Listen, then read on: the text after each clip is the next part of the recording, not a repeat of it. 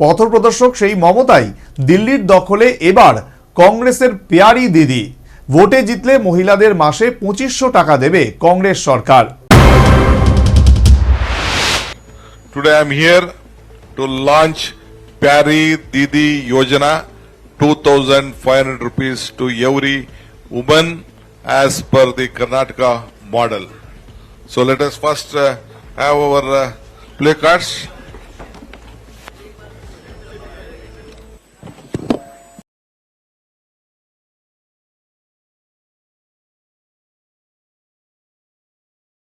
দিল্লির ভোট বৈতরণী পার হতে কংগ্রেসের প্রধান ভরসা বাংলার মুখ্যমন্ত্রী মমতা বন্দ্যোপাধ্যায়ের পদাঙ্ক অনুসরণ। সোমবার হাত শিবিরের তরফে প্রতিশ্রুতি দেওয়া হয়েছে, দিল্লির বিধানসভা নির্বাচনে জয়ী হলে মহিলাদের জন্য মাসিক 2500 টাকা ভাতা দেবে কংগ্রেস সরকার। নয়া এই প্রকল্পের নাম দেওয়া হয়েছে পেয়ারি দিদি যোজনা। একই পথে হেঁটে গত মাসেই দিল্লিতে 18 বছরের ঊর্ধ্বে সমস্ত মহিলাকে মাসে 1000 টাকা ভাতা দেওয়ার ঘোষণা করেছে আপ সরকার। প্রকল্পের নাম দেওয়া হয়েছে মহিলা সম্মান যোজনা।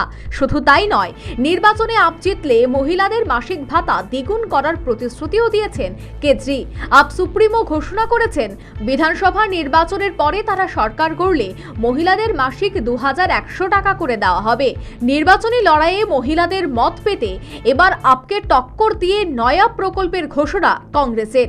2021 সালের বিধানসভা নির্বাচনী প্রতিশ্রুতিতে লক্ষ্মীর ভাণ্ডারের ঘোষণা করেছিলেন মুখ্যমন্ত্রী মমতা বন্দ্যোপাধ্যায়। মাসিক 500 টাকা দেওয়া হতো প্রত্যেক মহিলাদের হাতে। তফসিলির জন্য এই অঙ্কটা ছিল 1000 টাকা। গত বছরে সেই অঙ্ক বাড়িয়ে করা হলো 1000 এবং তফসিলিদের জন্য 1200 টাকা। মমতার দেখানো পথ ধরে মধ্যপ্রদেশ, কর্ণাটক, মহারাষ্ট্র, ঝাড়খণ্ড সহ একাধিক রাজ্যে মহিলাদের জন্য ভাতা শুরু করেছে রাজনৈতিক দলগুলি, আর তাতেই সাফল্য মিলেছে। দিল্লির আসন্ন বিধানসভা নির্বাচন উপলক্ষে কংগ্রেসের তরফে নির্বাচনী দায়িত্ব দেওয়া হয়েছে কর্ণাটকের উপমুখ্যমন্ত্রী ডিকে শিবকুমারকে। তার নেতৃত্বেই সোমবার আনুষ্ঠানিকভাবে এই প্রকল্পের ঘোষণা করা হয়। অনুষ্ঠানে কংগ্রেস নেতা বলেন, এবারের নির্বাচনে দিল্লিতে নিশ্চিত জয় পেতে চলেছে কংগ্রেস এবং আমরা সিদ্ধান্ত নিয়েছি নির্বাচনে জয়ের পর সরকার গঠন করেই আমরা মহিলাদের জন্য চালু করব নয়া প্রকল্প পেয়ারি দিদি যোজনা, যেখানে প্রতি মাসে রাজ্যের মহিলাদের 2500 টাকা করে ভাতা দেওয়া হবে, যেমনটা আমরা কর্ণাটকে চালু করেছি। National bureau report, news vanguard.